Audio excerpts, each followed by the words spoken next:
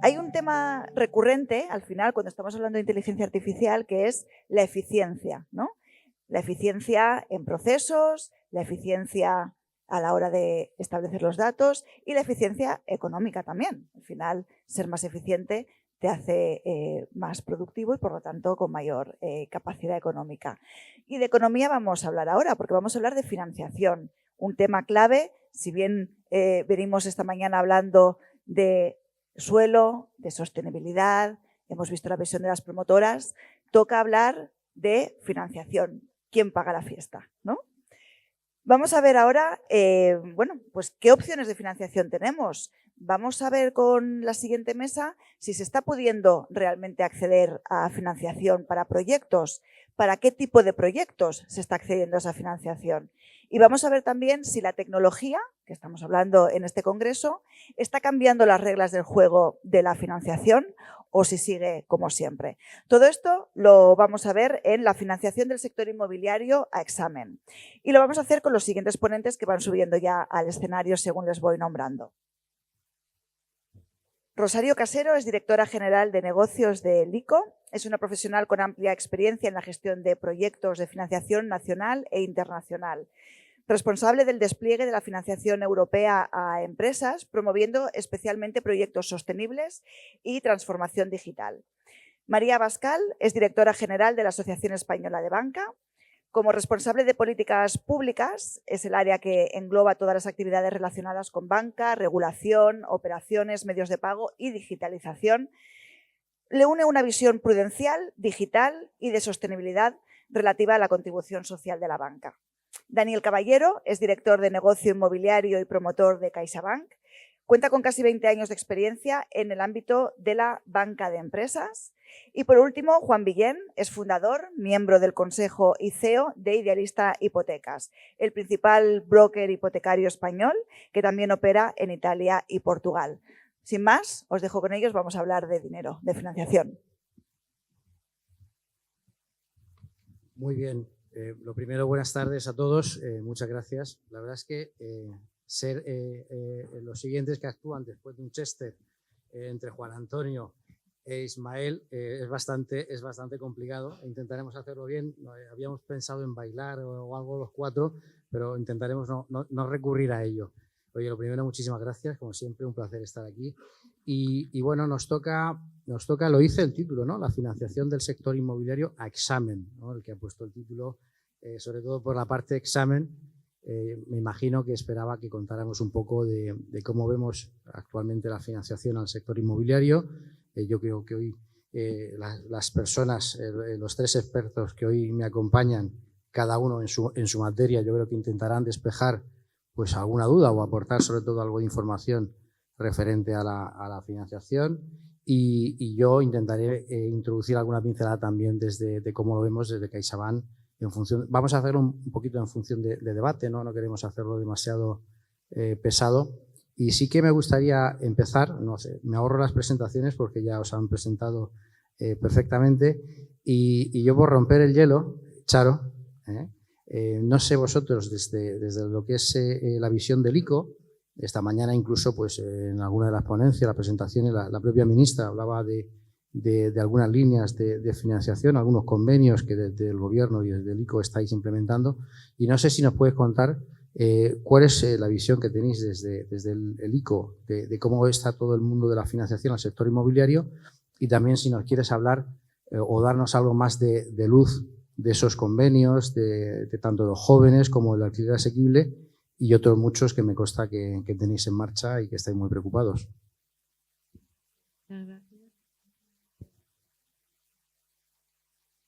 Hola, se oye, ¿no? Muchas gracias. Diría gracias por invitarnos desde la asociación a este evento, por estar en Málaga. Dani, tenemos 3 expertos más tú 4. El ser moderador no te libra de dar tu opinión en este sector. Empezaría, porque es más de lo que se ha tratado en estas jornadas, de hablar de qué financiación tenemos para proyectos de vivienda social y asequible en alquiler, que es lo que, a lo que se dedica ICO. No financiamos venta, financiamos alquiler y vivienda social y asequible siguiendo las instrucciones de la política económica del gobierno de cada momento. Como habéis oído a lo largo de las jornadas, yo creo que todos estamos de acuerdo en la necesidad de crear oferta y la necesidad de fondos. Yo siempre digo que financiación hay, euros hay bancos que tienen financiación, hay fondos de inversión que tienen financiación o inversión en capital, y lo único es que necesitamos entre todos construir proyectos que sean financiables dentro del sector. Y para construir proyectos que sean financiables, pues hemos de hablar siempre a tiempo, los promotores, los constructores, y me lo permitís porque lo he oído poco en estas sesiones, los explotadores del negocio de alquiler, promotores, constructores, gestores de los alquileres, los bancos y los fondos de inversión y las administraciones que licitan proyectos. Y esto desde el momento cero deberíamos estar aunando y promoviendo esfuerzos. Nosotros lo que hemos hecho es desde el Ministerio de Vivienda se ha aprobado una línea de financiación de proyectos de vivienda social y asequible en alquiler de 4.000 millones que ha mencionado la ministra esta mañana, con un objetivo amplísimo de llegar a muchísimas viviendas, a financiar muchas viviendas. Es una línea que somos gestores por cuenta del Ministerio y lo que intenta solucionar esta línea es muchos de los problemas que promotores, constructores y bancos nos habéis ido trasladando a lo largo de los últimos años. Un problema es que estas financiaciones necesitan un largo plazo para ser financiadas. Evidentemente necesitan un largo plazo y tenemos que financiar proyectos de vivienda en alquiler a 30 años sin miedo, desde la banca privada y desde la banca pública y con la ayuda de la banca pública. Pero estas promociones necesitan plazos largos por sus propias características de social unido a rentas bajas. Y el otro problema que también nos decíais desde la banca es, hombre, ha salido en la anterior mesa, el Banco de España, los requerimientos de capital, consumo de capital en el sector inmobiliario y en el sector y en largos plazos.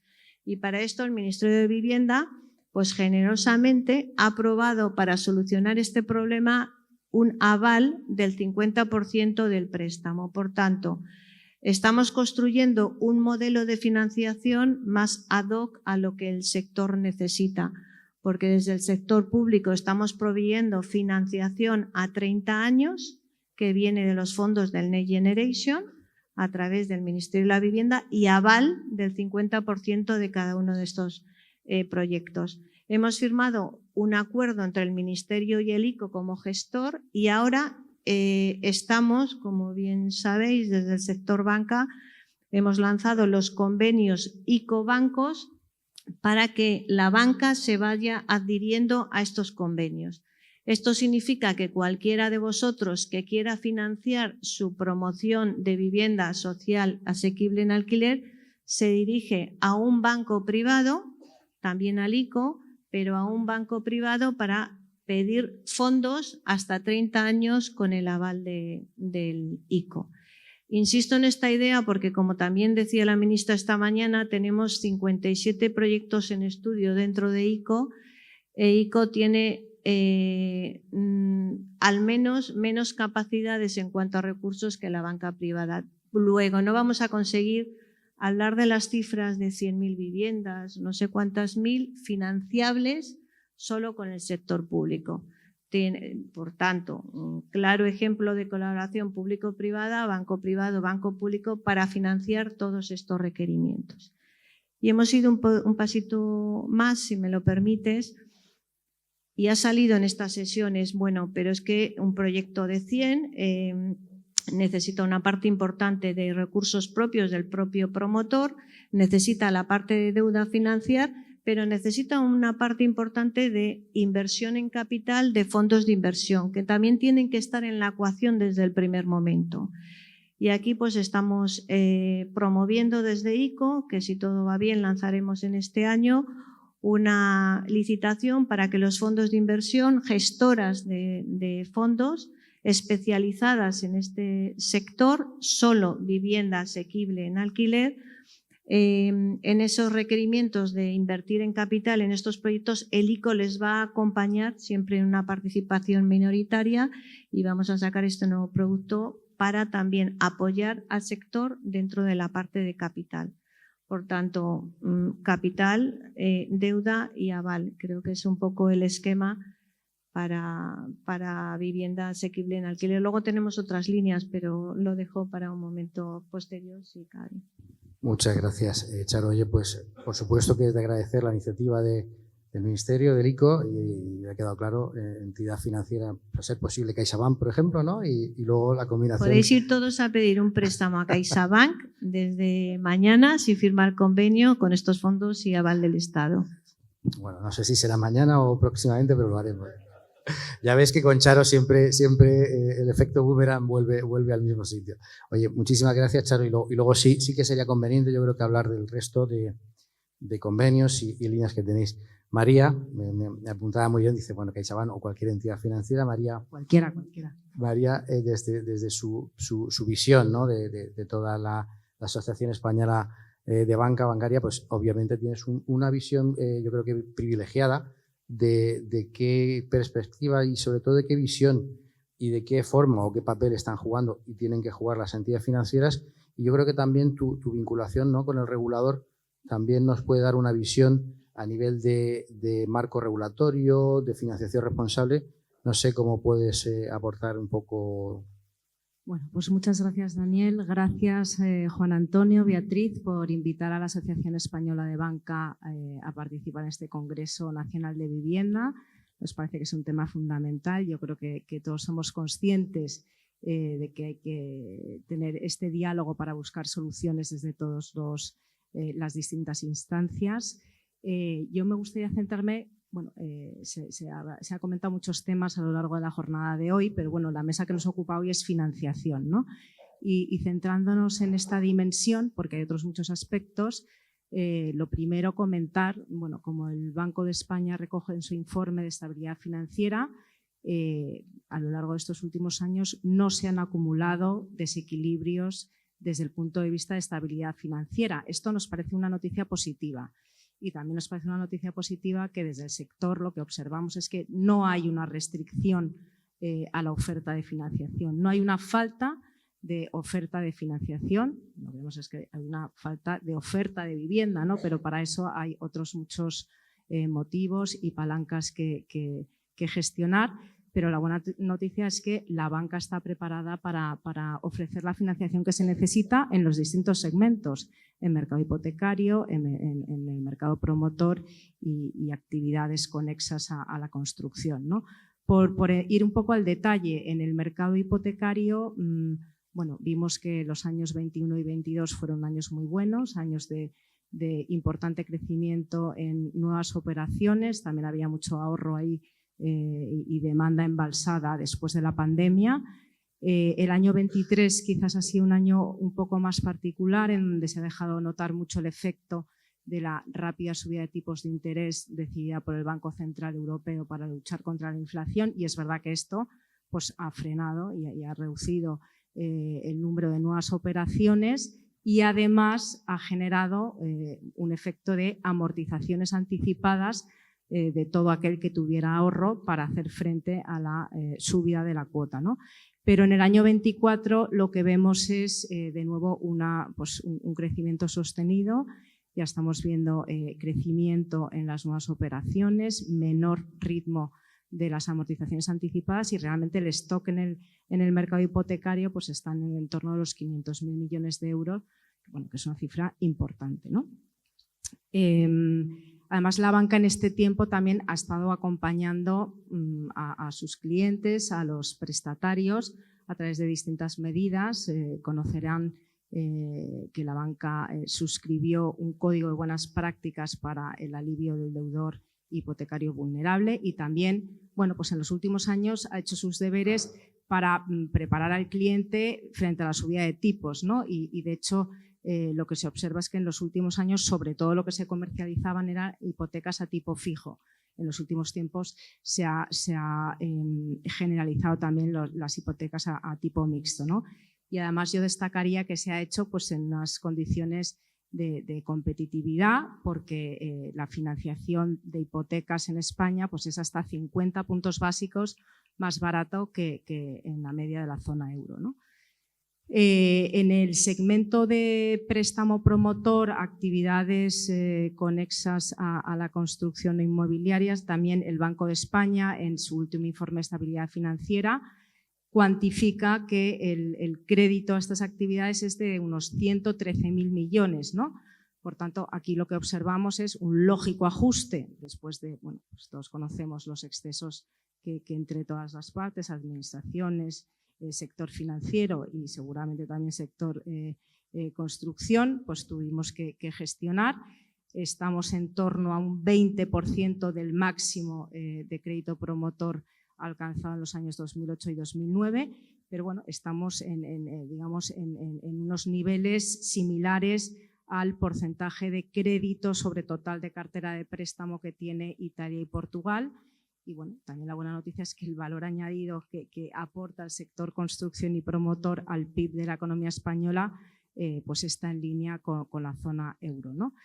Aquí, de nuevo, o sea, lo que observamos es que el sector está preparado para financiar, para seguir financiando préstamo promotor y para la construcción. Y es verdad que bueno, esto hay que hacerlo en condiciones de unas políticas de crédito y de riesgo responsables. Es verdad que después de la última crisis financiera, pues la normativa prudencial es muy exigente, es muy penalizador dar ese préstamo, por eso es importante que intervengan también otros agentes, ¿no? Hablaba Charo de, oye, pues fuentes de financiación alternativas y dar y posiblemente una solución es que se dé estabilidad al marco normativo para generar más confianza y que los propios inversores aporten una parte de esa inversión. Y luego, sin duda, otro pilar fundamental es la colaboración público-privada para que CaixaBank y todas las entidades socias de la AEB puedan colaborar para ¿no? Tenemos varias líneas, está la línea de avales a la compra de vivienda de jóvenes, la línea de alquiler, de promoción para alquiler asequible. Bueno, yo creo que aquí es importantísimo esa colaboración público-privada y también ese diálogo técnico en todas las medidas que se adopten, bueno, pues para que salgan de la mejor forma posible y que de verdad esos programas y esas líneas de actuación sean efectivas en la práctica. Gracias. Genial, María. Oye, pues muchísimas gracias. Yo creo que en general el consenso de la banca o de las entidades financieras es que el apetito para financiar existe, ¿no? También hay financiación alternativa, luego hay convenios de colaboración con el Ministerio y con el ICO, pero en general yo creo que el consenso del mercado es que es un mercado promotor que está muy sano, que ha hecho los deberes, que tiene unos fundamentales muy sólidos, que también coincide con un momento en el que el endeudamiento de las familias pues está en un momento bastante bueno porque se redujo mucho en años anteriores y es un mercado en el que claramente, aunque no es el motivo de nuestra mesa, tiene un problema por la parte de oferta y no por la parte de financiación, ni por otra parte, que no voy a hablar, pero que Juan seguro que aquí eres el especialista, el idealista en la visión, tenéis el termómetro de los compradores, ¿no? De toda tipología, pero yo creo que hoy también muy del mundo de la obra nueva, también pues el otro día charlando también me comentabas que también estáis viendo pues que desde el ámbito de la rehabilitación también está empezando a haber algunas tendencias. No sé qué quieres comentarnos en ese sentido. Sí, por supuesto. Bueno, muchísimas gracias a PC España por la invitación. Yo, como no pertenezco a una entidad pública ni a una asociación, quizás voy a ser un poquito políticamente incorrecto, ¿no? Espero que me lo permitáis. Nosotros, para que os hagáis una idea, recibimos en torno a unas 20.000 solicitudes mensuales de clientes que quieren una hipoteca después de pasar los filtros que tenemos puestos en la web. Es decir, que tengan ahorros, que tengan un empleo estable, que tengan capacidad de pago y demás. De esos, ni por asomo todos consiguen una hipoteca. ¿Qué es lo que quiero decir? Y estoy 100% de acuerdo con María, que los bancos están queriendo prestar. Todos los bancos, nosotros trabajamos con 25 bancos, o sea, con toda la banca española, y todos nos están diciendo, quiero hacer más volumen. El volumen de 500.000 millones que hay ahora mismo, los bancos quieren subirlo. ¿Cuál es el problema? Que tienen que elegir. Porque al final dicen, oye, yo tengo muchos clientes a los que puedo dar el préstamo. ¿Cuál voy a elegir? ¿El cliente que tiene más probabilidad de impago y que puedo hacer una venta cruzada mejor de productos? ¿O el cliente que puedo fidelizar más y además tiene más estabilidad económica? Entonces, aquí hay que reconocer primero la situación y volvemos al tema que ha salido hoy y saldrá mañana también, que es necesitamos más oferta de vivienda. La demanda, aunque es cierto que hay que dar soluciones a la gente con un nivel adquisitivo un poquito inferior porque es injusto, pero la demanda está y va a seguir estando, ¿vale? La cuestión está en que luego las herramientas que se den tienen que funcionar bien. Y voy a poner un ejemplo, si me lo permites, Charo, con el tema de los préstamos ICO, ¿vale? Que están, o sea, hemos tenido financiación al 95 al 100% de ciertas comunidades autónomas con una potencia de fuego muy pequeña. Es decir, los planes que había, hablando con un banco, me decía, es que nosotros la cuota que nos han dado para todo el año la hacemos en un mes de alguna comunidad. Entonces decían, es que esto es insuficiente. Y ha llegado el ICO y efectivamente ha dicho, oye, necesitamos mucha más potencia de fuego. Y es una cantidad de dinero, yo creo que muy generosa y muy interesante. Ahora bien, el diablo está en los detalles. Y si coges el plan al que se han adherido casi todas las entidades financieras de este país, para mí tiene dos párrafos que además están seguidos que son críticos. Uno es que tiene una cláusula pari passu, es decir, que si hay pérdidas, las pérdidas las asume Apachas, el ICO y las entidades financieras, que tiene todo el sentido del mundo desde el punto de vista de la banca pública, porque dice, oye, aquí yo no voy a pagar la fiesta y vas a hacer tú lo que te dé la gana, ¿vale? Tiene todo el sentido. Pero eso, al final, a los bancos les retiene un poquito. Y la otra cláusula que está al lado, lo que dice es, los criterios que se van a aplicar o van a ser los que diga el banco. Es decir, la llave de la caja la tiene el banco. El ICO pone unos criterios mínimos, pero luego, si el banco quiere hacer otra cosa, las hará. Nosotros, cuando hablamos con los bancos, estamos metiéndoles mucha caña, la verdad, diciendo, venga, va, cuando empecéis con esto, cuando empecéis a dar préstamos, porque la gente nos está pidiendo muchísimo por todo el ruido que ha habido. Y, sinceramente, están arrastrando los pies, la mayoría. Están diciendo, porque no sé qué, porque esto no sé cuánto. O sea, yo creo que ahí todavía nos queda. Yo soy positivo y creo que llegaremos a un momento en que se empiecen a dar más préstamos de ese tipo. Pero muchos están diciendo, no, yo voy a seguir dando solo hasta el 90%, no el 95% y el 100%, porque eso para mí es mucho riesgo si tengo que asumir la mitad. Y además lo voy a dar solo a ingenieros, arquitectos y funcionarios de carrera, no interinos. Entonces dices, joder, es que esto no es el espíritu, ¿vale? Entonces, yo creo que aquí nos falta que toda esa voluntad que tenemos por dar soluciones se transmita al mercado de una manera efectiva. Y que realmente no digamos, oye, pues si hay 100 transacciones y hay 500 personas haciendo cola, y esto pasa mucho en el mercado de alquiler también, pues dices, oye, ¿cómo puedo hacer que no sean siempre los mismos 100 los que acceden al pastel y los otros 400 se queden fuera? Y eso entiendo que es una cosa complicada, que es un reto, pero que tenemos que solucionarlo. Y luego, si me permites, aunque no sea un tema más de hipotecas de consumidores, pero va un poco ligado a lo que se hablaba esta mañana sobre financiación de promociones y financiación de suelo, ¿vale? En la financiación de promociones, yo lo que creo es que hay un reto que es, ahora mismo, mucha gente dice, no, yo voy a coger obra nueva, primero porque me gusta la obra nueva, ahora hablaremos de la parte de rehabilitación, pero además porque es que me dan 2 años para poder ahorrar y tener ese 20% para que luego me pueda subrogar en el préstamo promotor o pueda conseguir una hipoteca nueva, que es una de las cosas muy buenas de la ley de 2019, que es que se puede elegir el banco que se quiera después del préstamo promotor. Entiendo que muchas veces a los bancos eso les genera un problema de rentabilidad y demás, pero al consumidor le da mucha libertad. ¿Qué pasa? Que si ahora vamos a dar una vivienda nueva en 12 meses, ese usuario que tenía que ahorrar no va a tener el tiempo para ahorrar, ¿vale? Es decir, es un efecto secundario no deseado de ciertas mejoras del sector. Y tenemos que anticiparnos, tenemos que entender qué impacto puede tener eso, ¿no? Y luego, del tema del suelo, 3/4 de lo mismo. Al final es una cuestión, y yo creo que nos pasa en todos los negocios a todos, de un balance entre riesgo y rentabilidad. Queremos que las entidades asuman mucho más riesgo y lo que pasó en 2007-2008 no nos puede volver a pasar, que se pare la música y en lugar de haber una silla libre, haya una persona fuera de las sillas, nos encontremos con 8 personas fuera, que es lo que pasó en la crisis. Tenemos que asegurarnos que esos criterios, que además no vienen ni de los bancos ni del Banco de España, vienen de las normas de Basilea, que es mucho más complicado, pero al final a las entidades financieras los que hay que darles una rentabilidad razonable. Toda la actividad de promoción se basa en la rentabilidad en el apalancamiento. Sin apalancamiento no hay rentabilidad. Entonces, a los bancos hay que darles más garantías, y eso es donde yo creo que hay que trabajar más, sentándose el sector con el Banco de España, con las entidades regulatorias, para decir, oye, ¿cómo podemos lograr esa garantía para que los bancos sin miedo o con un riesgo controlado puedan dar esa mayor financiación, ¿no?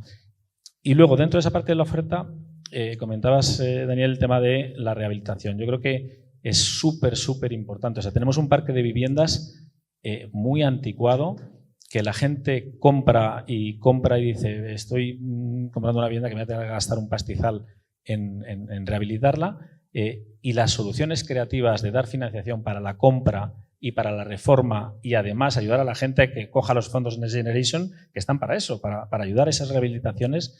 Yo creo que nos queda mucho camino por recorrer, pero es una vía que puede ser muy interesante. Muy bien, Juan. Oye, pues muchísimas gracias. Yo he visto alguna mirada en tu intervención. No sé si alguien quiere hablar, porque veo que Charo coge el micro. Y si queréis, oye, como dijimos que iba a ser un diálogo abierto, pues Charo, por favor. Sí, bueno, simplemente un poco, Juan, decirte que entiendo que te estabas refiriendo al principio a la línea de avales para vivienda joven. Sí, para compra de vivienda, sí, no, para alquiler no, por supuesto. Que no estaba refiriéndose a la vivienda para alquiler, sino a la adquisición de vivienda para jóvenes, con una medida donde ICO está gestionando el aval del 50%, un aval de la parte por encima del 80% que habitualmente viene haciendo la banca. Claro, y es un aval a 10 años, lo cual está muy bien, para facilitar la adquisición de vivienda a jóvenes. Ni en este aval ni en ningún otro se puede pensar que el aval del sector público no vaya, lo que decimos en el sector financiero, en par y paso, o sea, en igualdad de condiciones que la banca privada. Por tanto, estamos facilitando la financiación, pero si hay un problema de impago, la recuperación de cada operación va al banco privado y al banco público, porque si no sería un deterioro sustancial para el sector público y tenemos bastante experiencia en este ámbito. Entonces, y la otra cosa que has planteado, Juan, que todo está en manos de la banca privada, los criterios de decisión. Y a veces se nos dice, hombre, desde el sector público, limitad. Y luego no paramos de hablar de dejar actuar al sector privado, que sean sus criterios. Yo desde luego entiendo que cuando el banco asume un riesgo deben ser bajo las políticas de riesgo del banco y tiene una garantía que le ayuda a dar ese crédito, que es la garantía del ICO, pero siempre conforme a las políticas bancarias, sujeto a la supervisión del Banco Central, que es lo que tenemos que hacer, ¿no? Es un poco por puntualizar, ¿no? Y aclarar que estábamos hablando de vivienda joven. Sí, sobre todo en la parte que decía yo que nos chirría, y más es más por el lado de la banca privada realmente que por el ICO, que es un préstamo al 80%, yo pongo unos criterios de riesgo. Y un préstamo, con el préstamo ICO, lo que los bancos nos están diciendo ahora es que van a poner unos criterios de riesgo más estrictos, a pesar de que la garantía, por decirlo así, o la mitad de las pérdidas de más del 80% es esto. Entonces, que es un tema que tiene que evolucionar. O sea, que los bancos tienen que asumirlo porque al final pues son temerosos por naturaleza, porque lo que hablábamos esta mañana. Al final ellos tienen que ser los garantes de que esos depósitos de nuestros padres lleguen a buen puerto, ¿vale? Pero que digamos que le tenemos que dar un par de martillazos más al producto para que realmente empiece a coger tracción, porque como está ahora el tema, lo que nosotros estamos palpando es que no vamos a ver volumen de operaciones de préstamos ICO. Ojalá que me equivoque, ¿eh? Ojalá, pero ahora mismo es lo que me están transmitiendo los bancos. No, pues es que ya nos estamos aquí enredando con esta discusión, pero por dar la visión del sector. O sea, es verdad que, como comentabas bien, ¿no? La normativa prudencial ni siquiera viene de Banco de España. O sea, esto es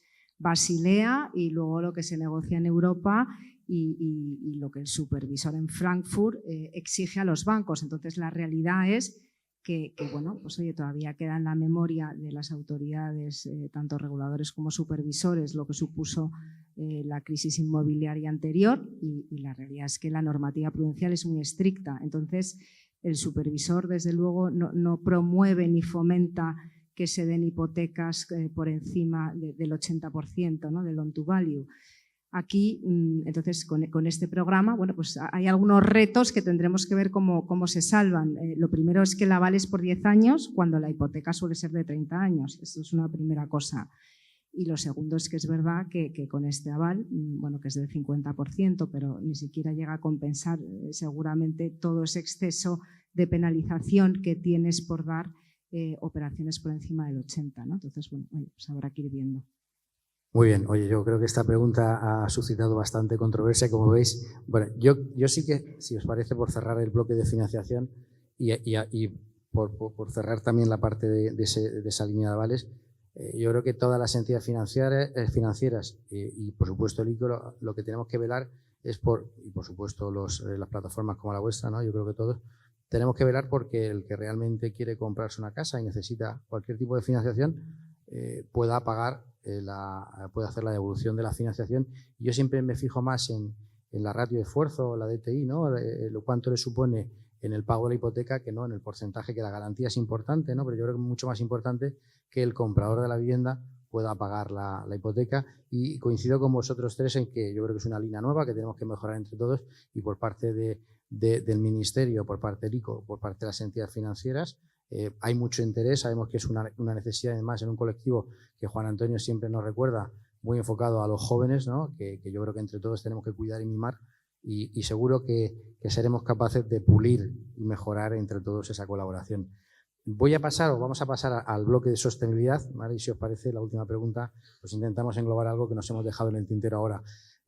Bueno, la visión de Ismael desde el mundo ESG ha sido muy impactante, ¿no? Él hablaba obviamente desde el ángulo de los inversores, de los fondos de inversión, pero yo sé que vosotros obviamente tendréis vuestra visión desde el mundo de la sostenibilidad. No podíamos dejar de hablar de financiación sin hablar de sostenibilidad. Y sí que me gustaría escuchar, Charo, vosotros desde el ICO, ¿estáis percibiendo un mayor interés o una mayor preocupación por los nuevos proyectos que estáis analizando por criterios ESG? Sé que también tenéis líneas, ¿no?, que habéis sacado, no sé qué nos puedes contar.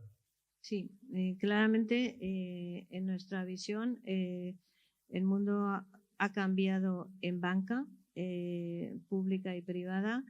Lo último ha sido el mandato que nos han hecho para financiar con fondos NextGen, con vía préstamos, 40.000 millones de euros de aquí hasta agosto del 26. De estos 40.000 millones de euros, 4.000 millones es la línea de la que estamos hablando para vivienda asequible, pero hay otros tantos millones para financiar proyectos verdes y sociales, en un 65% por lo menos. Esto significa que vamos a obtener financiación de la Comisión Europea, que vamos a tramitar directamente o a través de la banca privada para hacer financiable vuestros proyectos. Y esto requiere unas mejores condiciones de financiación, porque es financiación, como comentaba, a 30 años y en mejores condiciones de las que pudiera obtener cualquier agente en el mercado español, pero requiere unos requisitos en cuanto a sostenibilidad. Requisitos que ni son la taxonomía de la Unión Europea ni es la CRS de que hemos estado hablando antes, son requisitos que se derivan del propio reglamento del Next Generation de la Comisión y al que estamos sujetos. Por tanto, nuevos requisitos de reporte, que es algo bueno, que es un reto más para todo el sector financiero y también para las empresas, de cumplimiento de, bueno, ahora se llama no hacer daño al medio ambiente, el DNSH, requisitos donde entran dentro del mapa de riesgos de todas las instituciones, bancos públicos y privados, en cuanto a control del riesgo sostenible, y un claro, digamos, necesidad en todas las entidades financieras de una nueva gobernanza adaptada a los principios también de sostenibilidad. No quiero contaros con todos los reportes que tenemos que hacer desde los bancos y todos los KPIs que tenemos que controlar, lo que se nos puede complicar el control, la medición y la gobernanza en materia de sostenibilidad. Pero es algo, antes hablábamos de sostenibilidad y ahora es real y es algo que ha nacido para quedarse. Ya estamos empezando a ver las primeras operaciones, o no tan primeras porque ha habido bastantes, donde la financiación va indiciada en su precio, en el tipo de interés, al cumplimiento de un par de indicadores de sostenibilidad. Esto es algo que cada vez vamos a ir a más. Si usted cumple con los criterios de sostenibilidad, pues el precio en vez de Euribor más 1,5, pues es Euribor más 1,3. Este tipo de implicaciones directas en las condiciones financieras. Un poco me quedo aquí. Muchas gracias, Saro. María, vosotros desde la asociación estáis percibiendo, hablando de este mundo de la financiación sostenible, pues algunas nuevas tendencias, que incluso esta mañana en algún foro se lanzaba alguna pincelada, y luego también de esa industrialización, de algunas nuevas tendencias que la banca esté empezando a analizar sobre cómo financiarlas para ser más sostenible. Y luego Juan también apuntaba, pues hablaba algo también del mundo de la rehabilitación. También hay una opinión seguro por tu parte de lo que es el regulador. ¿Qué nos puedes contar? O sea, financiación sostenible ligada a actuaciones de rehabilitación de edificios y energéticas, desde luego es algo que está encima de la mesa. Yo creo que ya venimos años trabajando, pero tenemos que seguir avanzando, ¿no? Y como comentaba Juan, el parque inmobiliario pues es muy antiguo, solo el 20% de los edificios tienen una letra D o un certificado superior. Según el Colegio Superior de Colegios de Arquitectos de España, bueno, consideran que ha aumentado significativamente el número de actuaciones de rehabilitación de edificios, estando en máximos, pero estamos muy lejos de lo necesario para conseguir los objetivos de descarbonización del parque inmobiliario que se definen en el Plan Nacional Integrado de Energía y Clima o en la Estrategia de Largo Plazo de Eficiencia Energética de Edificios, ¿no? Ahí más o menos, por dimensionar un poco la cuestión, en 2019 más o menos se hacían 30.000 viviendas, tenían algún tipo de rehabilitación de edificios, y con el Plan Nacional de Recuperación y Resiliencia se quería llegar a unas 300.000 viviendas al año en 2030. Bueno, pues para esto efectivamente algo tenemos que mejorar, aunque la tendencia es positiva, ¿no? ¿Qué puede estar faltando? Bueno, pues en primer lugar es importante pues, seguir engrasando esa colaboración administrativa entre todas las administraciones. Yo creo que hemos visto en la primera parte del plan de recuperación algunos cuellos de botellas entre administraciones, ¿no? Y que, bueno, sobre todo en esa parte que había subvenciones, pues que hay un margen de mejora. Los bancos tienen todos acuerdos estratégicos, bien con constructoras, con empresas de energía para realizar estas actuaciones de rehabilitación de edificios, pero yo diría que con la financiación no vale. O sea, necesitas concienciación, necesitas sensibilización entre los propietarios, que son los que en última instancia tienen que hacer un desembolso, una inversión. Digo, por hablar de la primera parte del plan, a subvenciones, pero tienes que dedicarle un presupuesto a realizar esa inversión, ¿no? Y luego quizás un riesgo adicional es el marco normativo, ¿no? El marco normativo, desde luego, al sector bancario le afecta, al parque inmobiliario también. Tenemos ahí la Directiva de Eficiencia Energética de Edificios, que precisamente pretende definir pues, objetivos y un plan para descarbonizar el parque inmobiliario en 2050 y bueno, pues da una serie de potestades y competencias a los Estados miembros para llevarlo a cabo, ¿no? Pues tienes desde diseñar un plan de renovación para que en 2050 se cumpla, velar para que los nuevos edificios sean emisión cero, y aquí el calendario es distinto. Primero aplica en 2028 a los edificios propiedad del sector público, pero a partir de 2030 será para cualquier edificio. Bueno, también garantizar que cuando se realizan grandes rehabilitaciones haya una mejora de la eficiencia energética efectiva, es decir, que se asegure que una parte lo hemos conseguido. Promocionar también financiación, medidas de apoyo, y aquí es donde entran, ¿no?, pues todos estos instrumentos de apoyo más creativos, porque vemos que con una subvención tampoco sirve. Y luego otro elemento importante es habilitar un sistema de certificación de eficiencia energética. Entonces, de cara a la transposición de esta directiva, que debería hacerse antes de 2026, bajo nuestro punto de vista, es importante que se definan bien los roles y las responsabilidades, en el sentido de que por mucho que haya financiación, el sector bancario no puede ser responsable de la descarbonización del parque inmobiliario. Es decir, hay una última responsabilidad en el propietario del inmueble o en la comunidad de propietarios, ¿no? Esto por un lado. Y luego, en los certificados de eficiencia energética, esto también, los reguladores financieros, el supervisor en Frankfurt, lo toman cada vez más como una proxy para analizar la gestión del riesgo del cambio climático. Aquí lo que vemos, y Juan, también nos interesa tu opinión, pero vemos que en la práctica es difícil acceder a estos certificados de eficiencia energética, porque en la práctica, pues muchas veces en la formalización de una hipoteca no se aporta ese certificado de eficiencia energética, ¿no?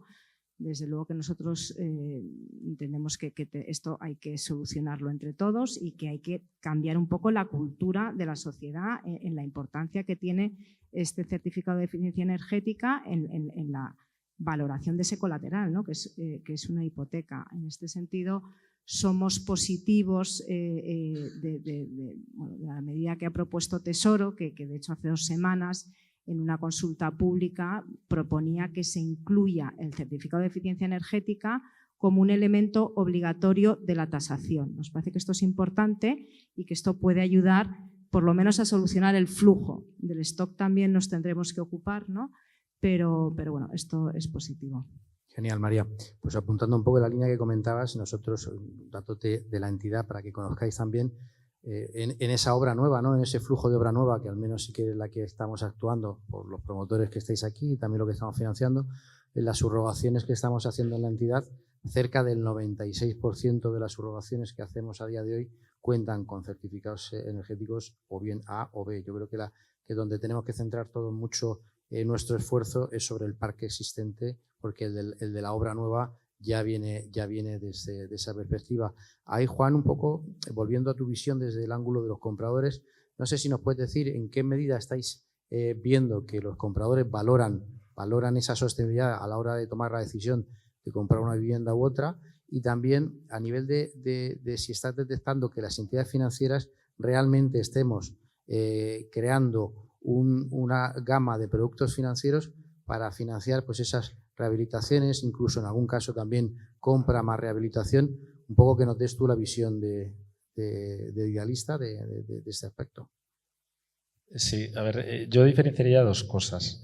La primera, de lo que habéis comentado un poquito, o sea, yo estoy 100% de acuerdo, los bancos quieren el máximo posible de financiación sostenible, que realmente para mí no es sostenible la financiación, sostenible es el bien final que se financia, ¿no? Y ahí es donde tenemos que centrarnos. En la época del boom teníamos que el 50% de las transacciones eran obra nueva, 50% segunda mano. Hemos pasado al 90 y pico segunda mano, 10 más o menos obra nueva. Ese es el mix que tiene que cambiar. Es decir, necesitamos mucha más obra nueva, que es la que es más fácil que se haga con una calidad energética buena y es lo que la gente demanda, lógicamente a un precio razonable. Es decir, que el gap entre segunda mano y obra nueva sea algo que la gente valore. Nosotros, cuando hacemos encuestas en Idealista a los usuarios, lógicamente sería irracional. Otro comportamiento es todo el mundo valora un mayor aislamiento, todo el mundo valora el pagar menos energía, todo ese tipo de temas. Entonces estamos 100% alineados.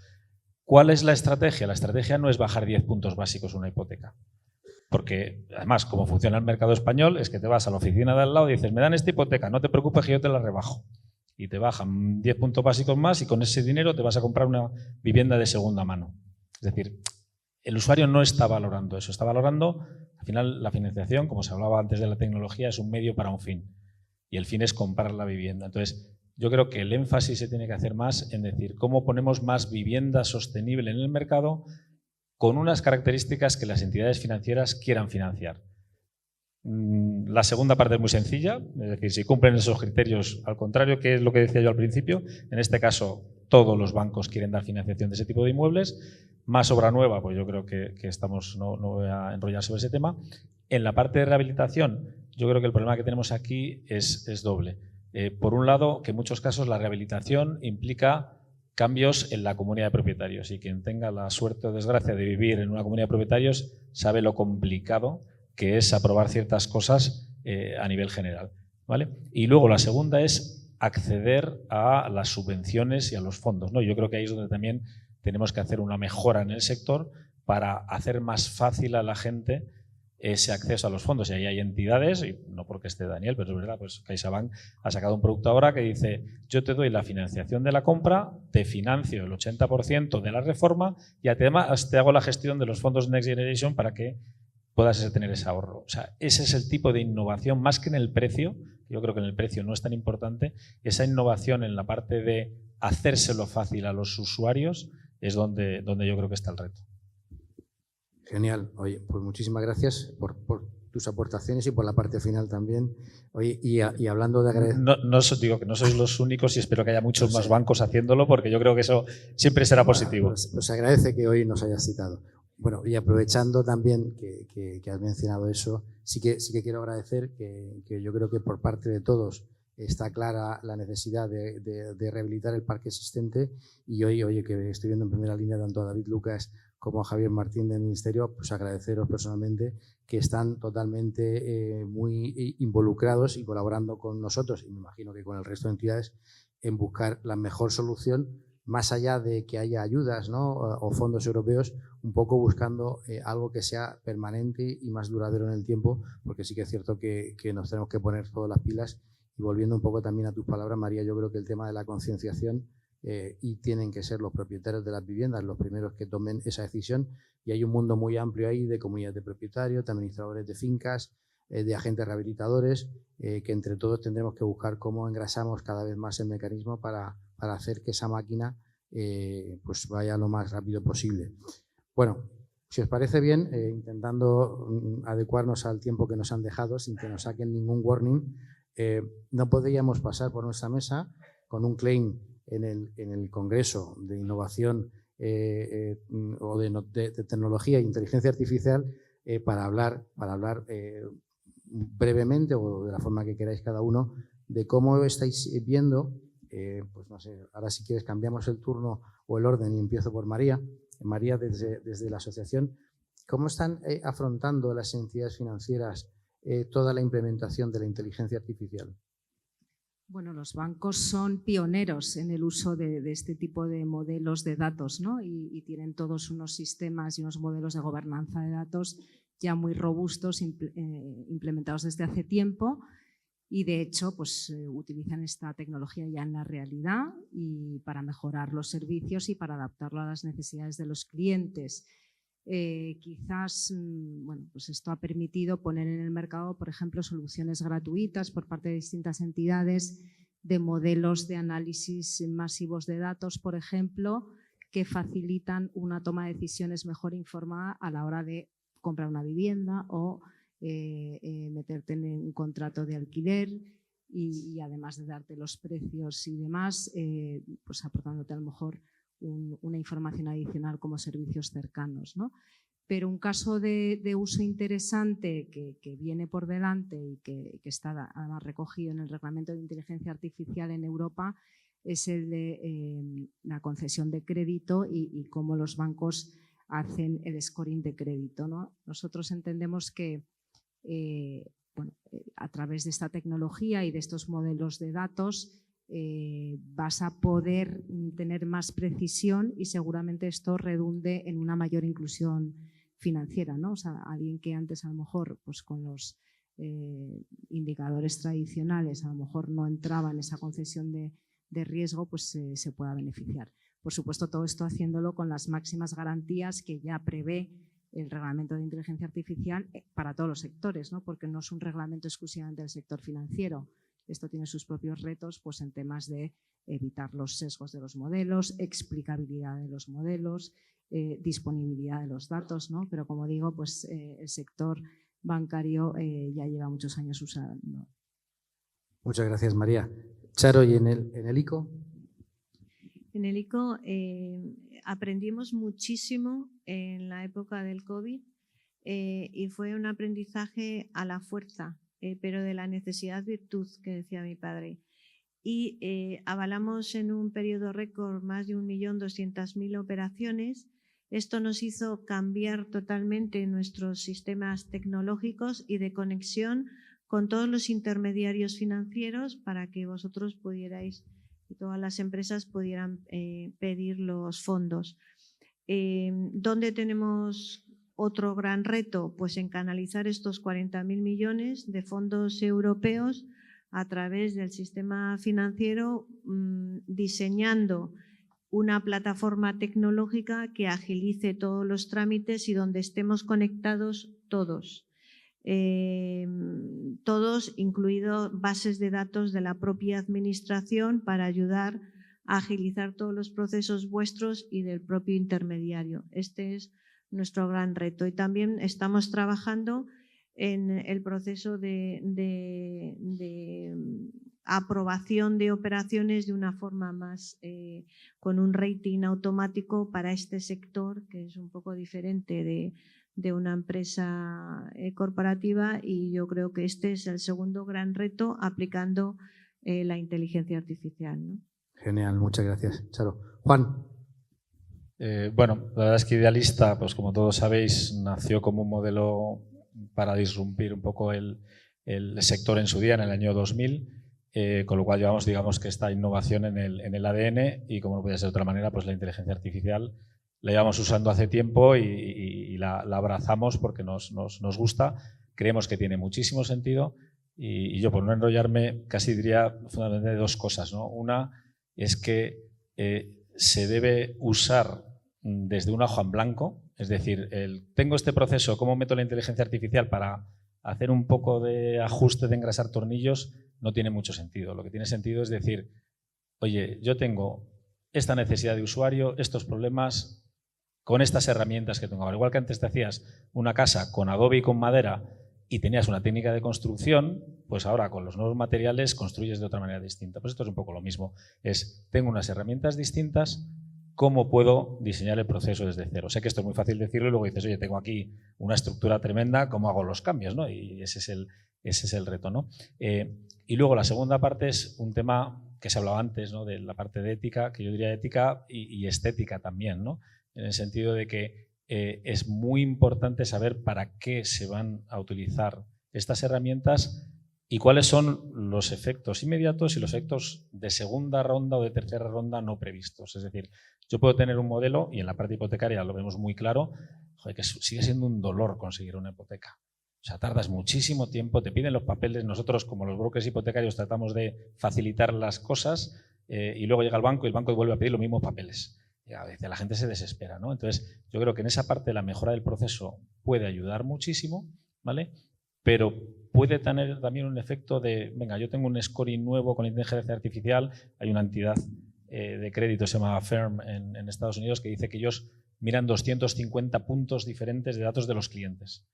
¿Qué pasa? ¿Que el que está en redes sociales va a sacar mejores puntos que el que no está? Simplemente porque no tiene datos. Pues el típico scoring positivo de construir tu historial de crédito en Estados Unidos, que a mí me parece muy injusto para la gente, ¿no? Entonces, yo creo que aquí hay que tener cuidado con si esas herramientas realmente van a discriminar bien o mal. Y luego la parte estética, que es cómo se lo enseñas a los usuarios y cómo se lo transmites, ¿no? Y esta es la responsabilidad de quien conoce el sector de dar bien las soluciones. Nosotros en Idealista siempre ponemos el ejemplo de que ningún usuario nos pidió esto de selecciona, dibuja con el dedo la zona donde quieres. Nadie nos pidió eso. La gente lo que decía es, oye, yo no quiero coger solo el distrito de Salamanca, quisiera coger Chamberí, pero no toda esta parte, no sé qué. Entonces, a partir de ese problema dices, oye, ¿cómo puedo buscar algo que luego técnicamente sea factible para hacerlo, ¿no? Entonces, yo creo que la inteligencia artificial es apasionante, que nos va a comer y llevar muchísimo tiempo, pero hay que gestionarla muy bien. Y ya para cerrar, porque no tengo el tiempo, pero eres mucho más efectiva que el tiempo, verte a alguien ahí. Para cerrar, en 30 segundos sí que os pediría a cada uno, y empezamos si quieres por María, ¿qué perspectivas ves a corto plazo o futuro más cercano para el sector? Y también, ¿cuáles son los retos más importantes crees que tenemos por delante? Bueno, pues a corto plazo las perspectivas van en línea con lo que hemos visto en los últimos años, ¿no? O sea, dinamismo de la demanda apoyado, pues desde luego en una resistencia de la situación macro, de mercado de trabajo, en unas expectativas de bajadas de tipos de interés, ¿no? Tenemos el Euribor hoy ya en 2,9 y bueno, pues el consenso de mercado te indica que va a continuar la bajada de tipos de interés y también en los flujos migratorios, ¿no? Por tanto, pues la demanda va a seguir fuerte y esto lo que nos debería llevar es a centrar todas las actuaciones en el lado de la oferta, ¿no? Como ya hemos comentado aquí. Quizás por el lado de los retos y oportunidades, bueno, yo creo que un tema que hay que analizar en profundidad es la industrialización de la construcción, ¿no? De momento es una modalidad un tanto residual, no supone más de un 1% de la construcción, pero bueno, es importante, pero tiene ventajas, ¿no? Podría ayudar a reducir esos plazos de ejecución de obras, puede ayudar también a rebajar las tensiones que pueda haber por la parte de mano de obra en el mercado. Ahora bien, es importante darle una seguridad jurídica a este marco, ¿no? O sea, entender bien los roles y las responsabilidades de cada uno de los intervinientes y cuando eso esté claro podremos entrar ya a definir el marco de financiación, porque quizás aquí es la novedad y eso es un inconveniente, es que este tipo de construcción no tiene una naturaleza de garantía hipotecaria, ¿no? Entonces hay que inventarse otra cosa. Pueden ser garantías, avales privados, pero efectivamente esto pues encarece también la operación y a lo mejor pues es más para, claro, pues no se puede generalizar o no se puede escalar todo lo que quisiéramos. Desde luego que también es posible que tengan que entrar aquí fondos de financiación alternativos o buscar también la colaboración con avales públicos que permitan al final amortiguar el impacto en capital para los bancos. Genial, muchas gracias María. Charo. Yo diría, a modo de conclusión, que el problema no es la financiación, sino el definir un proyecto que sea financiable. Diversificación de fuentes de financiación. Los proyectos necesitan una parte de equity, una parte de deuda y una parte de fondo de inversión. Tenemos que ir ahí. El gran reto y oportunidad es hacer llegar los préstamos europeos, la financiación europea, a todos vosotros con la colaboración del sector financiero privado y el gran reto es hacer esto antes de agosto del 26. O sea, un reto en tiempo, poco tiempo, muchos fondos. Por tanto, tenemos que empezar desde ya. Muchas gracias. Juan, por favor. Súper rápido, 100% de acuerdo con Charo. Yo creo dos mensajes. Uno, los tipos de interés no sabemos si van a bajar mucho o no y cuándo. Yo sería más prudente a la hora de pensar que van a bajar mucho, porque además cuando los tipos son más bajos los bancos suben los márgenes, simplemente porque necesitan un spread más alto para cubrir costes operativos y demás, con lo cual el impacto no va a ser todo lo que nosotros podamos pensar. Y segundo, lo que hemos hablado antes, yo creo que disponibilidad de financiación hay por todos los lados. Hay un mismatch entre lo que las entidades que dan crédito o que quieren asumir riesgos están dispuestos a dar y lo que el mercado está ofreciendo. Y tenemos que ser capaces de ajustar ese diseño de productos para que las entidades financieras digan, oye, tiene un riesgo razonable, tiene unas coberturas a nivel legales, de garantías y demás adecuadas y por lo tanto puedo dar esa financiación que es lo que el sector necesita. Genial, muchas gracias. Solamente por concluir, no voy a daros mi opinión porque mañana Judith Montoriol a las 10 menos cuarto tiene su speech, que la conocéis todo del research de CaixaBank, y seguro que os dará una opinión bastante más extensa de la mía sobre el mercado y sobre todo las perspectivas que tenemos. Muchísimas gracias a los tres. Nos hemos pasado muy poquito tiempo, discúlpanos, y muchísimas gracias y que terminéis bien la tarde.